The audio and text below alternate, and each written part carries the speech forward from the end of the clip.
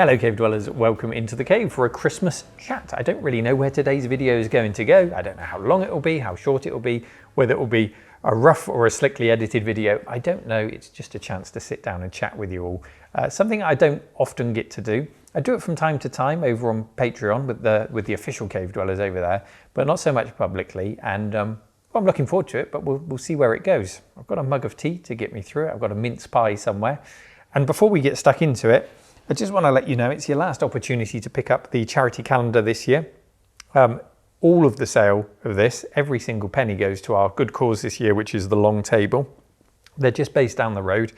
And these guys do a wonderful job of tackling food equality. So they really do have a long table and you sit there and they'll make sure you're fed. Whether you can afford it or not, you just pay what you can, and you can overpay if you want to subsidize those who can't pay for it. And everybody gets fed, everybody sits at the table together, and you don't know what opportunities will come out of just people being able to make connections over food. So that's what they do. The calendar itself, the title is Control Freaks this year. This is something we do every year. So it's full of glorious joysticks like this Competition Pro with smoke and RGB lighting behind it. It's full of pictures like that sent in by you, the viewers. So thank you to everyone who took part in that. And we're covering the platform fees. Dean is working furiously down in the shop to ship these out. And again, One Click Print, thank you for printing these at their expense so that every penny can go to our chosen charity. rmcretro.store, or use the link below if you want to grab one of those. There we go. So what is today's video? We're going to chat about how the channel has done this year, both on and offline, because there's an awful lot happens that I never really talk about. So I'm just allowing myself license to chat about that. We've got a whiteboard over there from visitors lately who have been coming to the cave at the weekend and writing in their favourite Christmas presents, retro Christmas presents from Christmases past. I'm going to talk about some of my favourite Christmas memories. We're going to look at Christmas magazines. Who knows where this video will take us? I just wanted to, I don't know, feel Christmassy and chat with you before we go into the Christmas break. And I will be taking a break this year. I'm going to take 2 weeks over Christmas. In the 5.5 years that I've been doing this, I very rarely take a break. Just to give you an example, this year alone, we've released 50 videos over a 52-week period.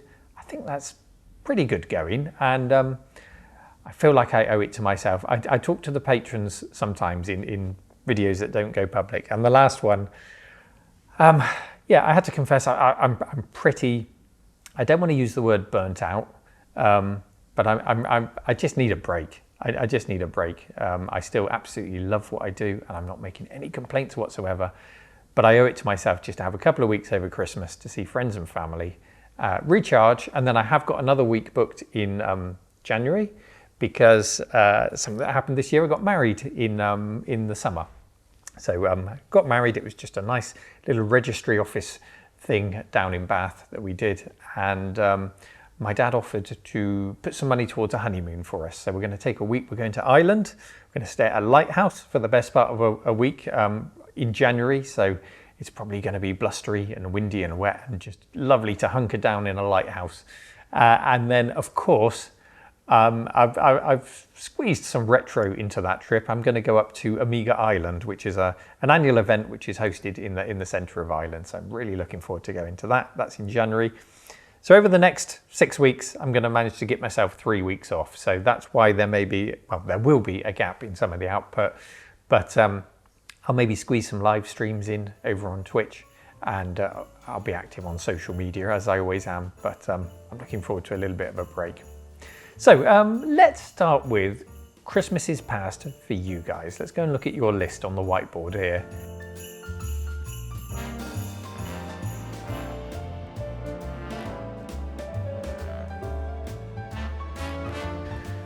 Okay, here is the whiteboard that you guys have been filling out when you visited here. So my best retro Christmas present you've been filling in here. There's not a huge number of them, so it won't take us long to go through them. But right at the top, we've got ZX Spectrum, specifically 48K, ZX Spectrum 48K. So ZX Spectrum came out in 1982. There will be a huge number of people who have fond memories of unwrapping a ZX Spectrum on Christmas morning. It's interesting because when people visit here, there's this contrast between what gets big views on the channel and what people want to see when they come here. Now, what gets big views on the channel are the rare and exotic videos, things like the FM Towns Carl Marty, which was a big video this year, or the Sharp 68,000, or I don't know, anything exotic and unusual that people haven't heard of. But when they come here, the first thing they look for generally is what they're familiar with, because there's a lot that they're not familiar with. So I think from a point of view of feeling comfortable when they come into the space, they just go for something that they know, and that generally, for a lot of people, is the ZX Spectrum, which has got Jet Set Willy or something like that running on there. So they'll come in, they'll sit down, they'll have a game of that, and then they'll explore a little bit more. So I'm not surprised the Specky's up there. I guess likewise with the Sega Master System. Now this is very specific also. Sega Master System with Hang-On built in and a black and white portable TV from Boots. And that's from Paul C. Boots is a chemist here in the UK that was a major seller of microcomputers and consoles and games back in the day. I'm pretty sure you can't buy a single game from Boots these days. And they would do a roaring trade if for just a month they put up a carousel of Spectrum cassettes. People would love that. So Sega Master System on a black and white TV. I can't recall ever playing the Master System on a black and white TV. Here in the UK, and I only know this because I was setting up the Atari 2600 recently, and I've set it up with dual screens. So we've got a color CRT and a black and white CRT and just a little RF splitter, because on the 2600 you've got a toggle switch, color or black and white. Now the 2600 came out in 1977. Yes, I think it's 77. And it was 1976 when colour TV in the UK surpassed sales of black and white. But there was still a huge amount of black and white tellies about, or black and white tellies that were then secondary, relegated to your bedroom, I guess. Perhaps if you had a 2600, you might be lucky enough to have a television dedicated to that, and it might be a black and white one. But come the Sega Master System's time, black and white TVs were getting rarer and rarer. So it's quite unusual for Paul to have a black and white telly on his Master System. Oh yeah, I didn't finish that story. On the 2600, the reason I've put the dual screens there is because it's got the toggle switch. And it's nice to see when you switch how everything changes on the black and white TV to make it more visible and more playable. Frogger, for example, is completely unplayable in colour mode on a black and white telly because you just can't see certain things like the logs in the river. But as soon as you toggle that switch, everything is visible again. So that's why I wanted to demonstrate that, as well as telling the story of when black and white TV played second fiddle to colour. Then we got the Sega Game Gear. Nice and simple. I can see the appeal to that. That is a liberation, a disconnect from the television. You can hide under your bed sheets and play on your Sega Game Gear. You can sit in the back of the car. You can take it to your room if you haven't got a separate television up there. Yeah, I can see the appeal of that. Many would argue that it had a terrible screen and 8 batteries and it was inferior to the Game Boy in its ability to take it places. But technically it was the better system and it could kick out better games because it was basically a Sega Master System crammed into a handheld. But yeah, nice choice that. There's a lot of Sega love on this board. We've got Golden Axe specifically on the Sega Master System in 1991. So quite late to the party with that one. The Mega Drive had been out since '89. Super Nintendo was just about on the scene. But that's not to say it wasn't a good version of Golden Axe. It's one of my favourite games, to be honest, on the arcade from a social perspective, because it's not too tricky, it's not too long, and you can just have a good chat while you play through the game, get to Death Adder at the end and beat them together. So yeah, I think that's a nice choice, but I have never played it through on the Sega Master System. I'll have to give it a go sometime. Now this is an unusual one from Ben here. His favourite Christmas present was an Ultima Online subscription. Now I was as big an Ultima Online fan as the next person. I guess it's a bit like getting a voucher, isn't it? It's not a particularly exciting thing to unwrap. It might have even just come in the form of an email. But if that made you happy to go down to Britannia and type bank to see what was in your safety deposit box while dealing with the lag of thousands of other people hoarding around the bank at the same time, then fair play to you, Ben. Whatever makes you happy.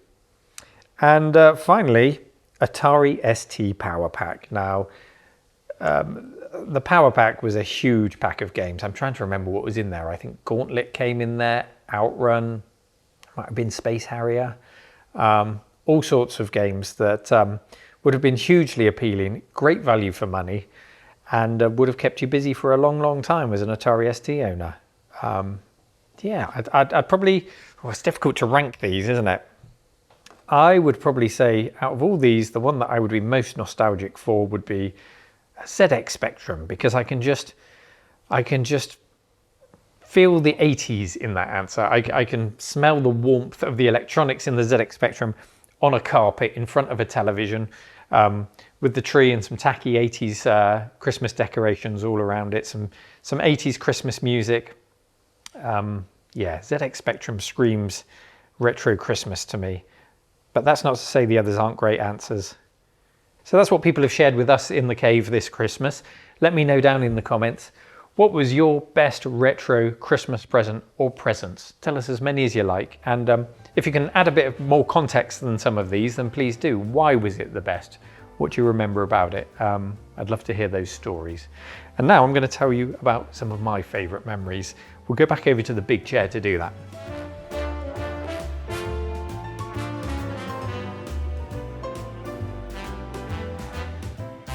Okay, the first of my Christmas memories, and I'm not promising you that these are good items, they're just my Christmas memories. First thing I want to show you is this. It's the Logic 3 Freewheel. I would have got this around about 1991, 92. It had Nigel Mansell, the mustachioed F1 GP, and then IndyCar driver on the box, so that kind of dates it. And it was obviously a steering wheel for racing games. I used to play it a lot with Jeff Crammond's F1 GP, which you can see me playing here on the Atari ST. I would have been playing it on my Amiga 500 back in the day. And you'll immediately notice that I'm not clamping this to the desk. It has these mercury switches inside which detect whether you're turning it left, right, or tilting it forward and back. Now, the reason you have to tilt it forward and back is because it's just mimicking a digital joystick. This is not analog in any way. So if you tilt it forward, that's registering an up, back is down, left and right, and then there's a fire button on there. There's two buttons, but it's just registering one fire button. Now, ideally, you would have bought, at the same time as the steering wheel, these are the foot pedals. They're just, again, digital micro switched up, down, and fire button. So you could map fire button and up to upper gear, down and the fire button to go down a gear. And there's little switches on there to customize what those buttons do. Now, that's what you would have had ideally, but I never had that. I only ever had this, which meant I was essentially a bus driver in an F1 game. I had to tilt it forward. That was flat out. You're holding it flat like that, and you're driving a bus. And it was never weird to me because I didn't know any different. This was the first steering wheel I ever owned for a computer. And yeah, that's how I drove my F1 races, as you can see here.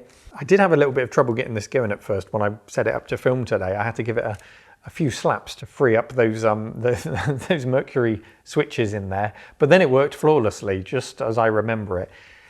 And you know what? It's not great. Okay, I'm not saying this is a good thing, but it's not as terrible as some people make out on YouTube. You know, it works, especially on something like F1 GP when you have some driving assists turned on. You know, it works. I quite enjoy it, and it brings back nice memories. But well, I made a really weird decision as a kid. Instead of just saving up and buying the foot pedals so that I could drive like this and press the button to accelerate or press the foot pedal, I spoke to my friend's granddad, who was a typical British inventor with a garden shed. He had a history of making incredible things through his lifetime. And I said to him, can you do anything about this steering wheel to make it easier to drive with? And he said, yeah, okay. He took it away for a week. God knows how much time he spent on this thing, but he produced this beautiful wooden mount that you clamped onto your desk, and then you would clamp this into it, and it would allow you to steer left and right, forward and back, tilt it forward and back for accelerate and brake, but also tilt it forward and turn it like this. It was a lovely feat of engineering and a beautiful looking object, lovingly made out of wood. And so I would clamp that on, I would clamp this in, and then I would drive my F1 game like this. All that effort when I could have just bought the damn foot pedals and clicked the foot pedal switch to accelerate. I don't know what was going through my mind, but that poor chap, he did a wonderful job, and I wish I still had that wooden mount to show you today. So I had the world's only custom-made wooden Logic 3 freewheel mount to try and improve this thing. I wouldn't recommend you go and buy one. The next thing I want to show you is over in a glass cabinet over here. And it's kind of weird showing you my teen years and my childhood in a glass cabinet. I remember the first time I went to a design museum in Belgium, and they had all kinds of furniture over the decades and historic design pieces. And then in the cabinet was a Apple, it was an iMac. Is it the Bondi Blue, I think was the color of it, but it was that first generation of colored iMacs that came out in the late 90s. And that was the first time I saw something that I'd owned as a younger man and indeed supported and installed in offices in my job in a museum. It made me feel old, and now I'm surrounded by things like this, which I've willingly put in glass cabinets. And this is one of them. It's a single speed CD-ROM drive. I would have got this in around about 1993, just before I got rid of my A500 and moved to the PC. I'm guessing this because it came out in 92. It was about £400 when it came out, but I picked this thing up in a bargain bin, or at least my parents did, because it was my Christmas present that year. They picked it up in a bargain bin for, I want to say £79. It was definitely sub £100 when we got this, because it was already considered a massive flop and a failure, but I still wanted it. I wanted a piece of the multimedia world. I wanted to get a CD-ROM drive for my Amiga, and I did. And that effectively converts your Amiga 500 into what it's sat next to, which is the CDTV. It has the CDTV ROMs in it, because the CDTV is more or less a fancy Amiga 500. So when you plug that in, you've got the CDTV splash screen with the mountings and the spinning disc and the laser coming down, and it felt like a whole new computer. And you could put music CDs in and just play music CDs. It felt fantastic to have this on my Amiga, but at the same time there was very little useful software outside of the public domain discs. So my favorite public domain disc was the 17-bit software. It was a dual CD disc, and what you'd do is you'd load the CD up. It would just bring up a huge catalogue of thousands of public domain titles. You'd pick one, let's say Parachute Joust, or one of all the demo scene demos on there, so say Jesus on Ease, and then it would say insert floppy disk, and it would write from the CD the program to the floppy disk, and then you'd put the disk in and reboot it and run it from the disk. So you weren't actually running the software from the CD. Of course, there were other titles like encyclopedias and things that ran from the CD, but my favorite title were those 17-bit software public domain discs. Of course, it's combined with those halcyon days of being a teenager and having what seemed like limitless free time to experiment and explore and play with these things. Really happy memories. So my 500 would have had 1 meg of RAM, 2 floppy disk drives, including the internal one, and the A590 hanging off of the side. I've got 2 examples here. One is a Amitech one, Amitech branded with a Sony 3.5-inch floppy drive in there, and this one is a Rocktech floppy drive here. I think I've reused the casing for this for a Gotek, which is out on display. But it's not the most glamorous thing, but I remember what it enabled me to do, aside from quickly copy discs, was play games like this. I've got it here somewhere, Police Quest 3. So as you get into the slightly later Sierra adventure games like Police Quest 3, you really wanted a hard drive to get the most out of them. The loading times were insane. This one in particular, that was going into that era. The earlier ones, they might have just come on 1 floppy disk, but as the graphics got more complex, this became playable, and I use the term playable very loosely, with 2 disk drives. But my goodness, if I go back and revisit this now just on floppy disk, it is so slow to play. I don't know how I had the patience to do it, but 2 floppy disks enabled that for me. So yeah, just get a hard drive if you can. But of course, hard drives were well out of my price range, as we discussed when I did the GVP episode recently. But as soon as you get that on a hard drive, it's a completely different, completely enjoyable and playable game.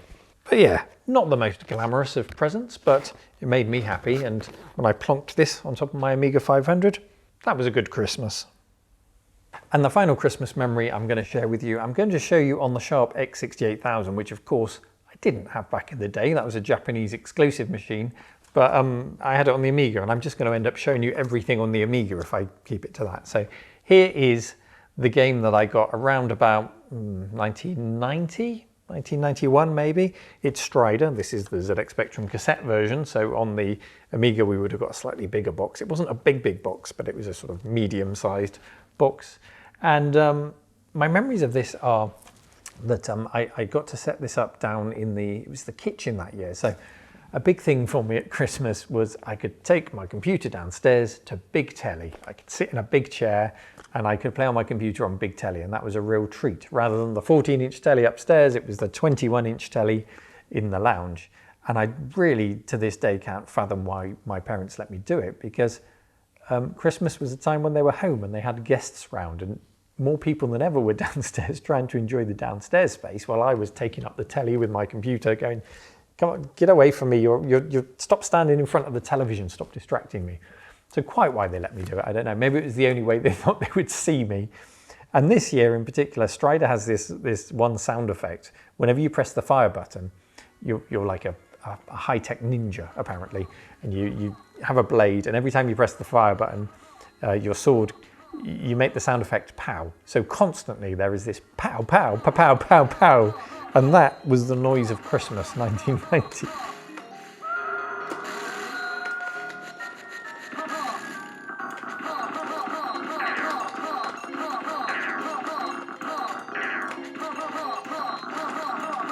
Just pow, pow, pow, pow, pow, constantly at high volume, echoing around the lounge or the kitchen or wherever I'd set up that day, with aunts and uncles coming to visit, stepping round me to to get sausage rolls or whatever we had out for Christmas. Just that constant pow, pow. I have no idea how my parents put up with me. Anyway, it's a great game. It's a Capcom arcade game which was ported to the home systems by Tiertex, published by US Gold in most instances, although when we got into the consoles, I think there were different publishers for it. Except for, I've later discovered, on the Sharp 68000, where this version was made by Capcom themselves. This one came a bit later in 1991. The arcade was 89 originally. And this is pretty much arcade perfect. It's the best version that you'll find out there, as you do with so many games that you find on the Sharp 68000. It's not my favourite game of all time. It's just a game that gives me some good, warm, fuzzy Christmas memories. I could go on. There are so many things around the cave here which I used to own back in the day and I associate with Christmas. Systems themselves, the only system I ever got on a Christmas was the Amstrad CPC 464 back in around about 1985, 1986. But beyond that, computers weren't a Christmas thing. I would sell that. I would buy the Amiga. I think it was in the winter I did that of 89. Sell that, buy the next system, sell that, buy the next system. That wasn't really a Christmas thing, but certainly games and peripherals were very much Christmas presents that I asked for year upon year. And I still do to this day. In fact, last year, one of my relatives just sent me a little bit of money for Christmas in a card, and I went straight down to the retro game shop, Retro HQ in Swindon. Had a lovely time. That was my post-Christmas treat, spending my Christmas money as a grown 40-something-year-old man on video games. I'm not even apologetic for it. It was a wonderful day. Hopefully I'll do it again this year.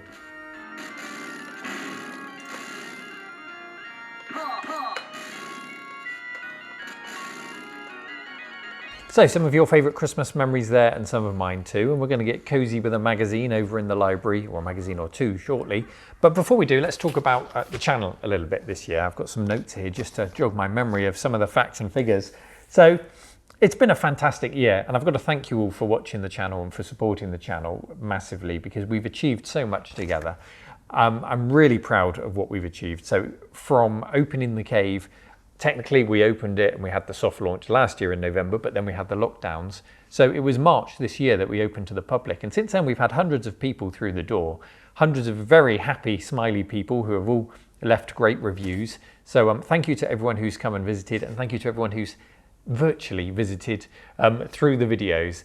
And I intend next year to try and use this space as I've got more familiar with it more and more, and the arcade space downstairs, so we can do a few crossovers, because while this is a museum, it's also very much built to be a YouTube set that you can come and visit first and foremost, because my priority is still, and in 2023 it will become even more so, going back to the way I used to be, which is focusing more and more on videos while I let other people, let is the wrong word, while I ask other people to take the responsibility for running the museum side of things, the ticketing, the shop and all of that stuff, so that I can really focus in. And we will continue to develop this space. We're going to build a lab like we used to have in the old cave. I know my lab was technically just a table, but I had my tools set up permanently and I really missed that. So we're going to set up a lab for filming, for visitors to come and see. And we've also got another space at the end of the cave, which I'm not going to spoil for you. Jason, if you're watching, hi Jason, he's come up with some fantastic ideas. You haven't met him yet. And well, there's kind of a living museum thing idea that he's pitched to me, which I'm really keen on. That's what I'm going to say. I'm not going to ruin it, but we've got something really exciting happening over there. And I'll include you in the build process of that, and then all of the videos that we can make using that new space. So I'm really proud of what we've done here with the museum. I'm also incredibly proud of Alex, who you've met, who's been building the arcade museum. In just the space of 3 or 4 months, he turned that from a damp storage room down on the ground floor into just a wonderful, wonderful arcade museum full of history. It feels really welcoming. It's a very intense space compared to the cave. When you come up here, it's kind of like how I try to portray my videos, which is quite laid back, quite relaxed. And when people come in here, there's the same atmosphere. You have a nice cup of coffee and a muffin, and you just wander around and enjoy trying everything out. Down in the arcade, yes, Alex is very warm and welcoming in the reception room, but then when you step into the arcade room itself, it's full on. You've got all those noises, all the marquees and lights. The main lights are down low, and you've got the coloured lights. Hopefully I'm cutting in some B-roll here of me walking around the arcade to give you an idea. It's pretty intense, as an arcade should be. But I'm really proud with how we've got the balance down there of authentic arcade feel and also museum feel. You'll notice there's illuminated signage on top of all the cabinets, and we've worked really hard to come up with a way of doing that so that you can enjoy the arcades, get some good historic information, but not have trouble reading the signs. They had to be backlit. So this is something we came up using our 3D printers to make these signs. And I think it's worked really well. It's still early days in the arcade, just like it was up here. There's still a lot that we can develop, but that's for Alex to do, and I'll guide him if he asks me for help on that front. So there's 2 things that I'm really proud of that we've done. We've opened the cave up to the public. We've built and opened an arcade museum up to the public. And moving forward now, we're going to bring that together with a new website, because we haven't really got a website which tells you what's in these places. Visitors, very much 95%, I would say, if not more, of visitors come because they watch the channel. So we want to open that up, raise a bit more awareness locally to people who don't know of the YouTube channel. And we've got a new ticketing system that we're building. We're just making it a lot more professional on that front. And again, that allows me to hand all of that off to other people. So we've got Dean, who runs the shop, who you saw split his trousers many times when we built the cave up here. And also we've got Simon now, who's working part-time. He's working on promotions, he's working on displays, so he'll be responsible for adding new cabinets and displays and signage and all of that stuff. And he'll work on the website as well. So, and he's gonna take off my hands the cleaning, the prep, the mopping, all of that stuff that I do on a Friday, all of that stuff that I get up at 5 a.m. on a Saturday to do, to put away my filming stuff, clean up, put on a smile for a public day, pack it all up. You know, I'm literally working 6-7 day weeks at the moment, which I absolutely love, and I would do it forever if I could, but it ain't sustainable. If you watch my videos through the year, you will see a man become increasingly tired and broken. And people always say, don't turn your hobby into your job because you'll ruin your hobby. Now, I'm not saying that's happened. I still absolutely love everything that I do in here, and we're in no danger of doing that. I quite simply need some rest and some sleep, which is why I'm going to have, after this video, I'm going to have 2 weeks off, 1 week on, and then I've got a week booked away in Ireland to go on a little trip. So I'm going to be fully refreshed soon, and then ready for the new year, where I'm going to have all of this help to help me. So those are some things that I'm really proud of. You guys have made this possible. You know, I'm the luckiest man in the world to be sat in this space with all of this around me. Thank you is not enough, but thank you guys for putting me in this position. Let's talk about some of the videos through the year, because we had some surprises. So the biggest viewed video on the channel of the year is a video titled I've Got VEC Fever. Is the cartridge here? Yes, it's here. This is a little cartridge, as you know, if you watch the video, which goes into a Vectrex and lets you run arcade ROMs through it. It was viewed, the video on this, 252,000 times, which is big for my channel. You know, considering I've got just over 150,000 subscribers, 250,000 views is massive for me. So thank you for watching that. And it was one of those videos where I just turn the camera on and go, right, what is this thing? How does it work? And you watch the process unravel while I'm filming of me going, so that's what it does. That's what it does well. That's what it doesn't do well. Check this thing out. This is really cool. It plays Elite. It plays Star Wars. Let's go down to the arcade because we've got a Star Wars cabinet there and see how it compares. And it was just a nice example of how I'm learning to use the space that we've got here and all the facilities that we've got available to us. Amazingly, as you'll have seen in the video, these things, the Vec Fever, they're no longer sold. The guy just kind of made them as a hobby and said, I don't know if he was bored of making them or if he couldn't get hold of the components for them anymore in the kind of supply chain issues that we're having lately. So he stopped making them, and one of these went for sale. I must stress, this is on loan to me, this is not mine, but one of these went and sold on eBay just 2 weeks ago for, I think it was in excess of £1,300 for this cartridge. It's insane. So I do very carefully have this out sometimes at the weekends for people to play on, but I'm watching this thing like a hawk. I'll have to super glue it into the machine so no one can pinch it. So yeah, watching that very carefully. So 250,000 views on that video. Views overall for the lifetime of the channel. Now the channel it was registered a long time ago, but I've been making videos for, I think it'll be 6 years on the 1st of January. So just coming up on 6 years. Overall, the channel over its lifetime has been watched 20 million times. Mind-boggling numbers. 20 million times this channel's been watched. And I would say my favorite videos of this year, I've made a note of a few, in no particular order, the Magnavox Odyssey. It was insane that somebody donated this thing. They turned up on a public day and said, here you go, I've got this thing you might like. And a fully boxed, fully complete Magnavox Odyssey. So I just had to make a video on that, as we did. And I've got it behind me in its own dedicated display cabinet. So everyone who comes here can see this is where it started. This was the very first commercially sold home video games console in 1972. And it's wonderful now that you can look at that and you can say, this thing played ping pong, which most people know as Pong, but actually this thing came first. Commercially, because you had tennis for two on an oscilloscope back in the 50s and, you know, other versions of what we now call Pong.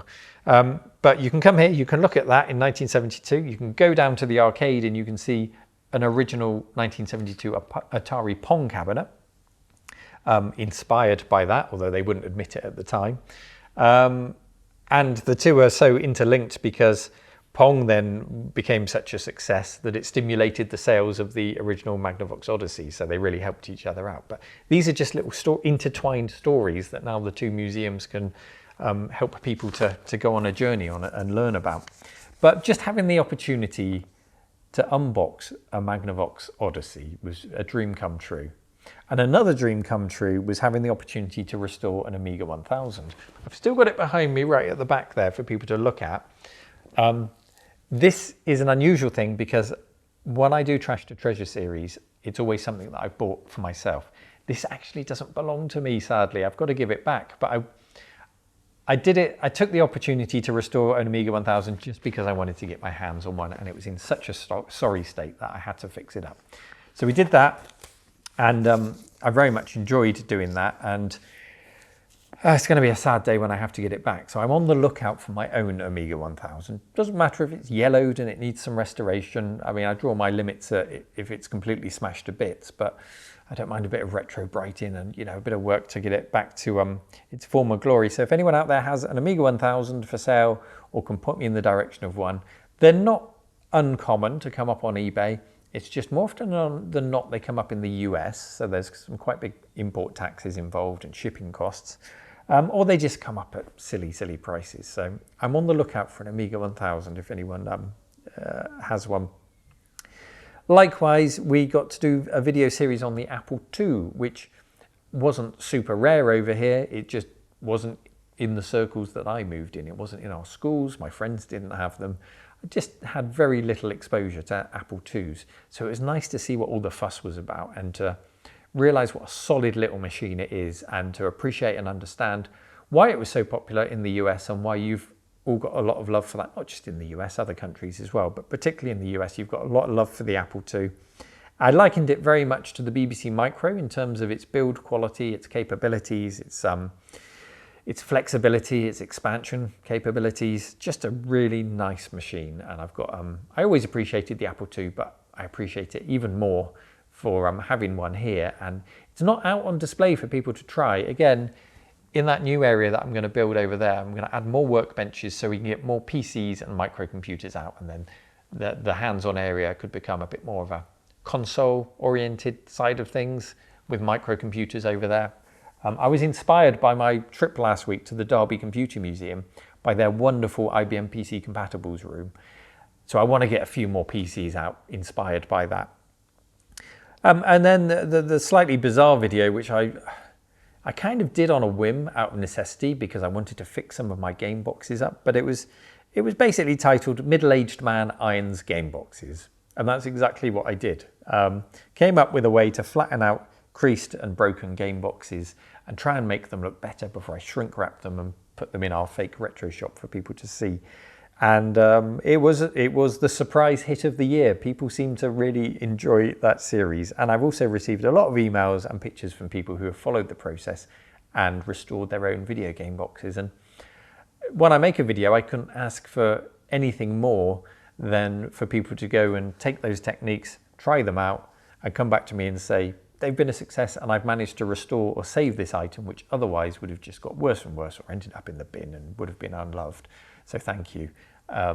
That's more important to me than, yes, it was great to have 250,000 views on the VEC Fever and I enjoyed making that video, but I'd rather have 10,000 views on a video where people have taken the techniques and managed to salvage something that was otherwise becoming dilapidated and ruined and unloved. So that was really nice. And when we get the lab area up, maybe we can do a few more tutorials like that or invite people in to show us their techniques. So I think those are my favorite highlights from the channel this year. And I just, again, wanted to get across how proud I am of what we've all achieved together and underline that next year, my focus is very much on the YouTube videos, to go back to a workflow process that I had, I guess, going back 2 years before we moved into this space, because this space has taken up a lot of time and energy and I've loved every minute of it, but I'm very aware that videos need to come first. But now utilizing all of this to the extreme. Anyway, that's enough waffle about the channel. Let's go and get cozy with some magazines over in the library and have a look at what we've got in some Christmas special magazines.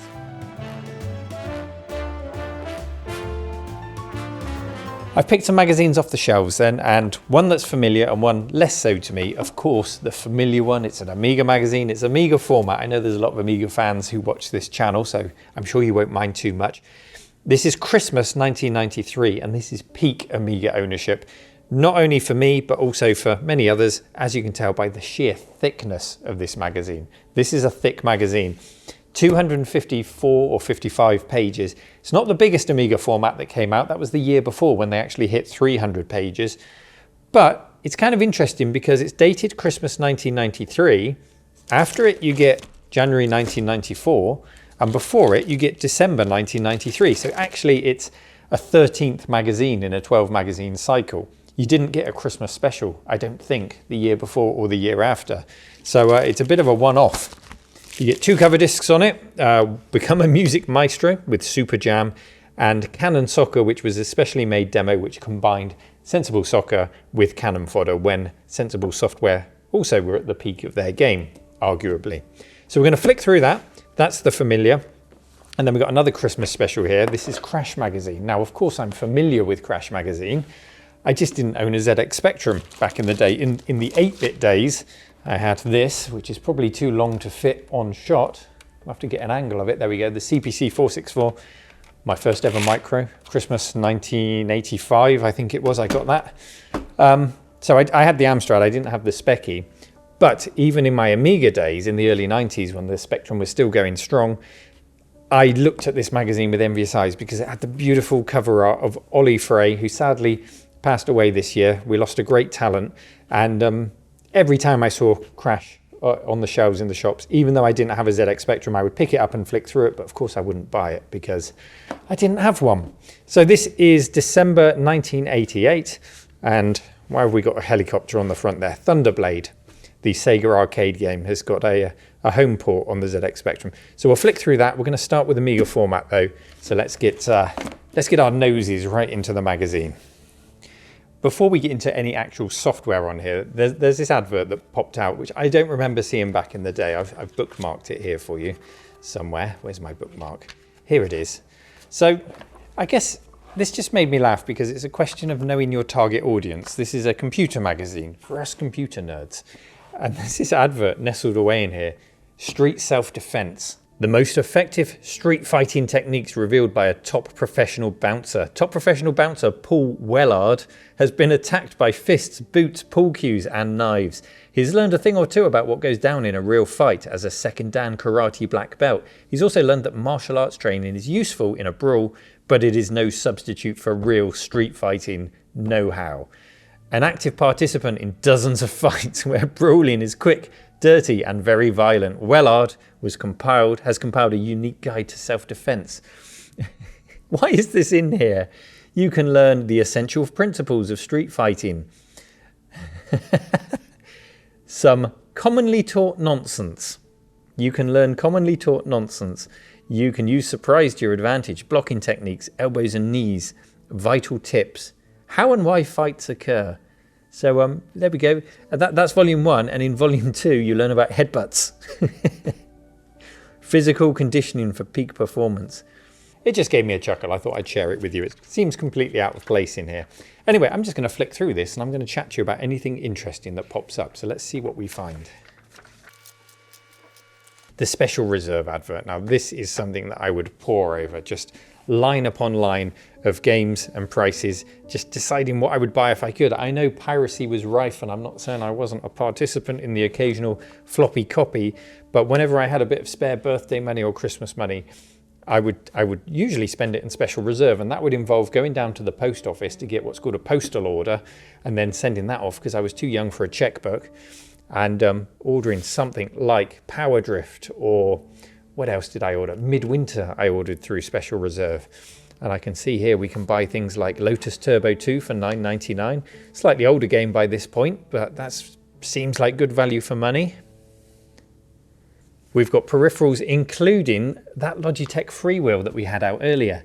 Here we go, Freewheel steering wheel, digital for Amiga. So I don't think there was ever an analog option. Correct me if I'm wrong, but there's certainly not one here. And it was £25.99 just for the steering wheel. And here's the foot pedals, and they were $18.99. So you're looking at the best part of £40 plus for that steering wheel and pedals set. Good value for money? I think I'd probably go with the Competition Pro here for $13.99. That'll do me. We've got monitors and televisions here, the classic 1084S, £180 there. And something called the 1940. I've not come across one of those. It supports SVGA and all Amiga 1200 and 4000 graphics modes. I wonder if that includes the 15 kilohertz modes, if that's dual sync or not. I'll have to look that up, but it carries a premium. That's £285. And then we've just got Sony Gold Star and Philips monitors there for various prices. Released and reviewed this month is Frontier Elite 2. The game that has become a benchmark for any accelerator that's ever released or tested on the Amiga with that intro sequence. What did it score? A well-deserved 90%. I had it back in the day, I enjoyed it, but I enjoyed it on an unaccelerated Amiga, and it's one of those ones where I go back to. And if I play it on an unaccelerated Amiga, like Police Quest 3 that I mentioned earlier, it really is a case of how did I put up with that far more enjoyable game on an accelerated Amiga. DMA Designs Hired Guns. We spoke to Steve, who was a big part of the creation of this game many years back on a retro tea break, and 95%, huge score, fantastic game. TFX. See, I can tell this is the crossover to when I got my PC, because TFX was never really released on the Amiga. It only ever appeared in the form of a cover disc for the Amiga 1200, and it was a very buggy one at that, but it got a huge launch on the PC. And when I bought my 486 PC, TFX, there was just wall-to-wall boxes of TFX in the Dixon's store. Did I buy it from there? I can't remember where I bought my Packard Bell from, but in that store, there was wall-to-wall TFX, and of course, I bought it, and that was the first flight sim that I enjoyed on a PC, having made the switch, and what a great game it was. I've got a bookmark in here for some reason. F-17, well, flight sim. Of course I've bookmarked a flight sim. I love my flight sims. F-117 Stealth Fighter, yes, I played that to death on my Amiga, 92%. Just another Microprose classic.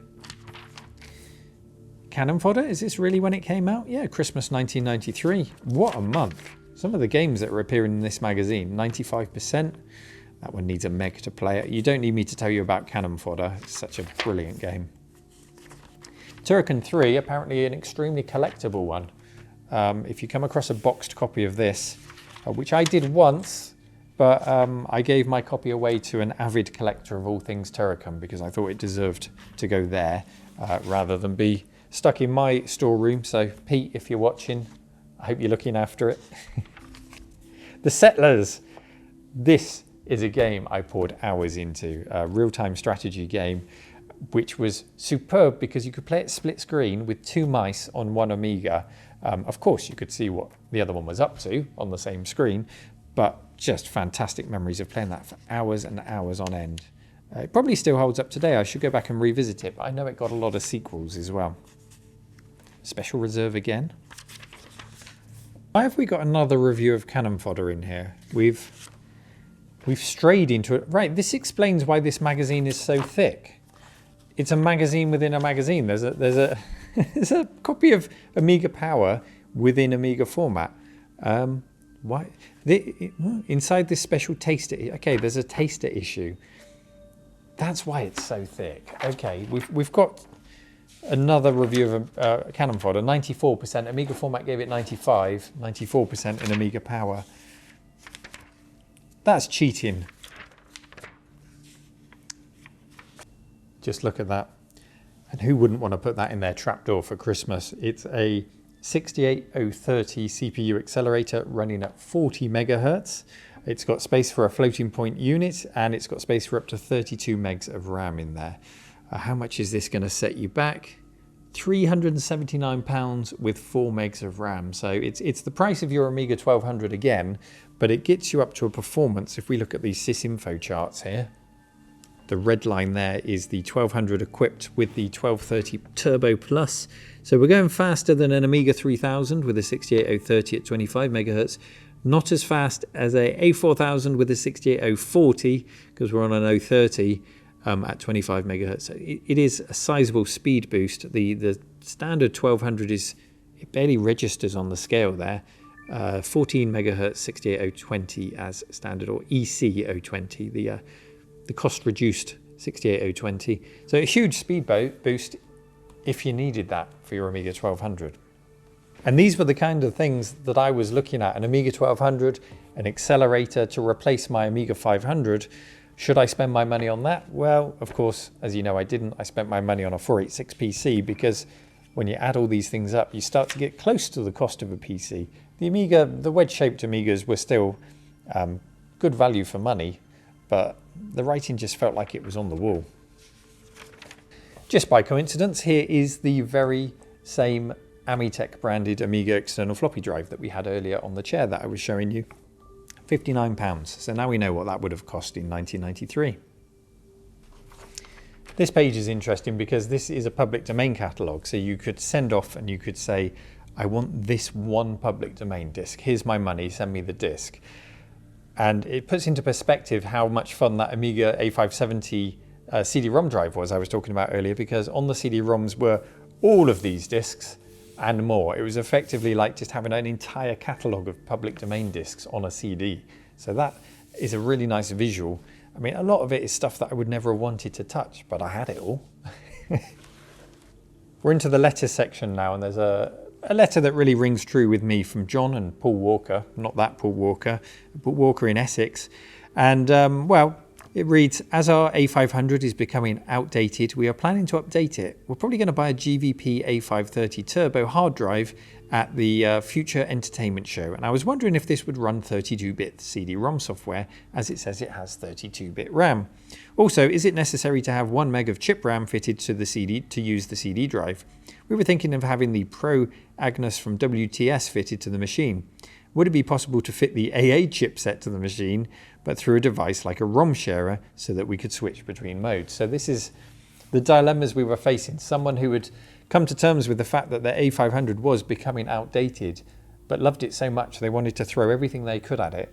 And the reply is, to begin with, it isn't possible at all to upgrade the A500 with the AGA chipset. So it was called AA. They wanted the AAA chipset originally, and then it was downgraded to the AA chipset in development, and then marketing wanted it to sound like VGA, I guess, so they called it the AGA chipset. So that's the final terminology for AA. So it's not possible to upgrade your A500 to an AGA chipset. That also means you won't be able to run any CD32 software from your machine, and it says the A570 CD-ROM drive, which we saw earlier, will allow you to run CDTV software on your A500. That's what you need the 1 meg of chip RAM for. The A530 is a good drive, so we're coming on to the hard drive here, but having 32-bit RAM only means that it's much faster. It doesn't mean that you can emulate a 32-bit machine. Your best bet is to upgrade to an A1200. These were the dilemmas we were facing at the time, and some went for the 1200 and some abandoned the Amiga completely. This month, Commodore UK's General Manager Dave Pleasance tells you what he thinks has been the best things for the Amiga in 1993 and what he would like to happen in the year ahead. And of course, it was a big year. It was the year that Commodore went bankrupt. So let's see what he was thinking before all that happened. The best times. This is my opportunity to reveal all my secrets about what I've liked and disliked during 1993 and to give my wish list, so to speak, for 94. First of all, I have to say how excellent Chris Evans was while hosting the launch of the Amiga CD32 at the Science Museum on the 16th of July. This special day was enhanced by his professionalism and zany humour. Chris Evans was a famous, or is still, TV and then radio presenter who at the time was presenting a show called The Big Breakfast every morning. Another highlight of the year was the Live 93 show at Olympia, where we had a huge stand featuring Amiga CD32 for the first time in public. The show had an incredible 142,000 visitors and was undoubtedly the best exhibition that Commodore has ever participated in. A big thank you to Bob Denton, who organised the event. So I think 2 or 3 times he's managed to shoehorn CD32 in there. That is clearly what Dave is trying to promote at the time. And the worst. On the negative side, I was very disappointed at the number of CD32. There it is again. The number of CD32 titles which were promised for September but were delayed. Some of them have still not been launched. We all know that software drives hardware, and this shortage has caused us a few problems. As far as 94 is concerned, I'd like to see lots of super, fully interactive games published using full motion video clips that really use the true capability of the Amiga CD32. I believe the software publishers and developers will benefit immensely from the success of the CD platform, and as their fortunes rise, they can and will invest in the kind of products I've just described. I believe it's time for our industry to unite. Stand up and be counted. The video games market is estimated to have reached £700 million by Christmas, and we should be proud of our achievements over such a few years. Perhaps the formation of an industry body for hardware and peripheral manufacturers would lead to better communications with the media, and this marketplace and its products would be seen in an even better light. My favourite releases: Alien Breed 2. I don't believe for a second, Dave Pleasance, that you were sat in the office playing Alien Breed 2. And I'm really looking forward to the release of Microcosm in December, and there it is, Rise of the Robots in January. Both of these Amiga CD32 titles are great examples of innovative software development. Well, Dave, when you're betting the house on Rise of the Robots, it's no wonder Commodore went bankrupt that year. But I don't think that's Dave Pleasance's fault. That was a much wider problem with Commodore. So there we go, Christmas 1993 with Amiga format. That was a very familiar magazine to me. Now let's have a look at the less familiar Crash magazine. I told you today's episode would probably go on for a very long time. I didn't really know how long it would go on for or not, and I hope you don't mind. It's just nice to hang out with you guys this Christmas in a slightly less formal format video. and read through some magazines. I should spend more time just sat in the library here reading more magazines when I can. Definitely a thinner quality of paper in the Spectrum magazine here, but it is a cheaper magazine to purchase. Straight in with the Atari ST, £399 in 1988, so the Amiga 500 had just come out. I really enjoyed making a video this year about the Amiga 1000 when we restored the Amiga 1000 and just getting to the bottom of the whole Amiga Atari tribalism and dispelling some myths, because it's so easy to get into that Amiga Atari fight just for banter with people, because I know many years have passed and we don't really mean it seriously. But when we looked into the story properly in that Amiga 1000 episode, it became very clear that the Atari was not in competition at all with the Amiga 1000. It was in a completely different price bracket, and it would be a few years yet before the Amiga 500 came out, and this was in competition as it was now in 1988 with the Amiga 500. Until then, it was just a completely different price bracket and aimed at a completely different market. So I would encourage you to go and watch that Amiga 1000 series if you haven't already done so. Operation Wolf gets the Crash Smash Award, 91%. Obviously a really great, it was a light gun game in the arcade. The first one was the Operation Thunderbolt, which was the sequel, was not a light gun. It was a gun made to look like a light gun, but it was actually a joystick. But the first one was, and I can tell you that confidently because we have Operation Wolf downstairs in the arcade. Let me take you down to show you it. Now we'll cut away. And when this arrived, it was in a really sorry state. But Rich has been working really hard. It really represents what we're doing down in the arcade, the preservation and the restoration of these arcade machines, because he's got it to a point now where everything is working. The recoil on the gun is working, which wasn't before. The sound is working, which wasn't before, with the exception of the digitized speech, which is just kind of crunchy at the moment. And he's working on fixing that custom soundboard. But originally the gun wouldn't even calibrate and shoot straight because the gun uses the soundboard for its calibration. So as he's slowly been fixing the soundboard, we've got the use of the gun back. The game is now playable, and he's just on the last stage of getting the digitized speech working. So that's the arcade version. It's a lot of fun. And it appears it translated pretty well on the ZX Spectrum. I don't know if it has light gun support, because there was the, as we saw earlier, the ZX Spectrum Plus 2 action pack, and you could buy the light gun separately as well. So it says the joysticks here, Cursor or Kempston Sinclair. It doesn't say anything about a light gun. I know there was a Commodore 64 version which supported the light gun. Maybe this did and it's just not mentioned. But it looks like they've done a pretty good job of the graphics within the limitations of the ZX Spectrum. The ComCon. I've not seen that in a magazine before. It's a really silly device. You plug it into the back of the ZX Spectrum. It looks like a telephone switchboard because it basically is. What you do is you patch the cables into the corresponding letters on the keyboard, and then you plug your joystick into the joystick port on the back, and then if you press up, it will register a key press on whatever you've patched in the up cable to. The same for down, left, right, and fire. So any games that have no joystick support suddenly do have joystick support because you're going through the ComCon and effectively using your joystick for key presses. When you've got it in the ZX Spectrum, it basically, if it's a 48K ZX Spectrum, it basically doubles the width of the ZX Spectrum. It's huge. But I'm sure it was useful for some people. How much was it in here? It was only £12.95. That's not bad. Here is the game from the cover. I never really rated Thunderblade in the arcades, to be honest. I found it quite an irritating game, but the cabinet was lovely. If you found a full cockpit Thunderblade, you could climb into it and you had the flight stick, and it was a cool looking cabinet, but I never really got on with the game. It scores 91% here. It's kind of pseudo 3D. Sometimes it's behind the helicopter and then it pivots up, so you've got a top-down view or a 3/4 view. That's kind of impressive, and it's scaling in the same way those other games like Space Harrier and Outrun and things like that did, using the same arcade platform. Impressive that they got it going on a ZX Spectrum, but I just find it infuriating. So that's not one I'm going to rush off and try.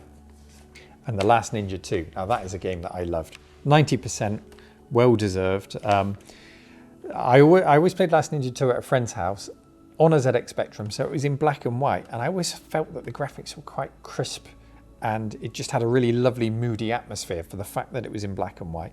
And it wasn't until I played Last Ninja 2 on an Amiga some years later when I got it for myself that it was in colour, and it just felt all wrong because I was so used to the ZX Spectrum version.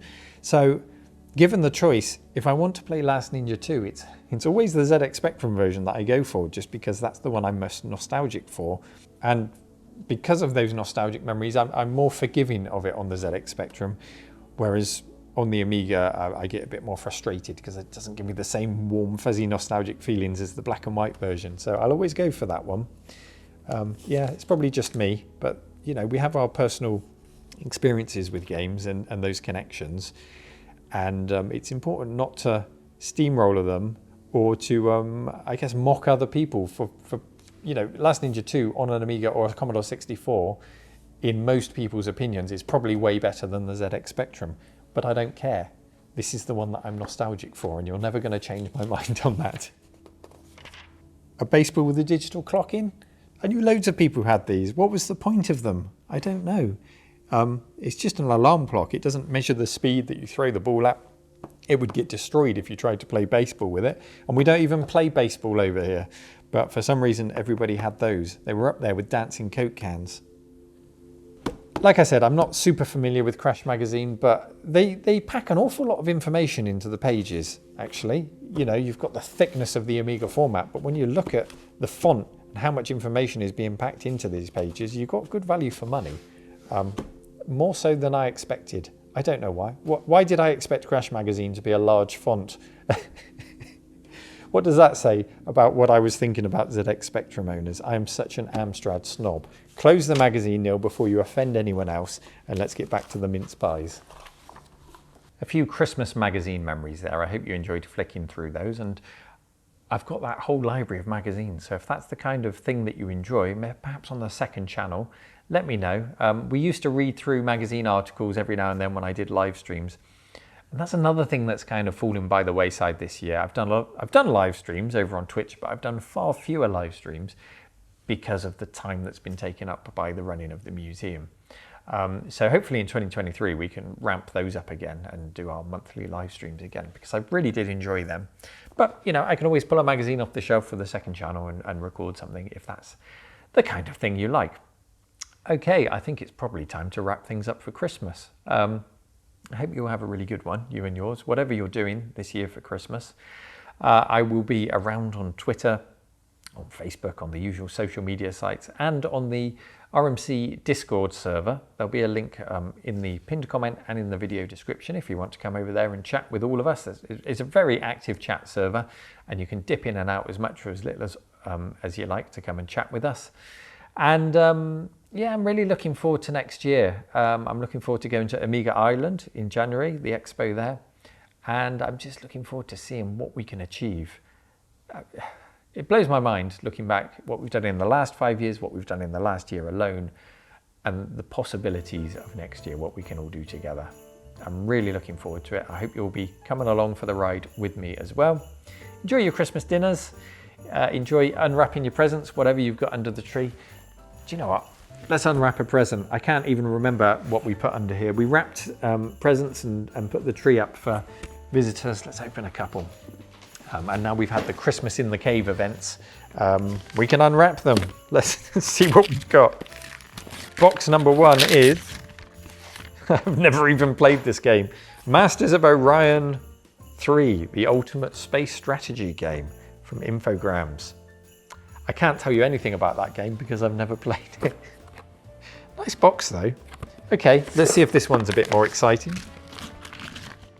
Oh yeah, definitely. You're gonna like this one.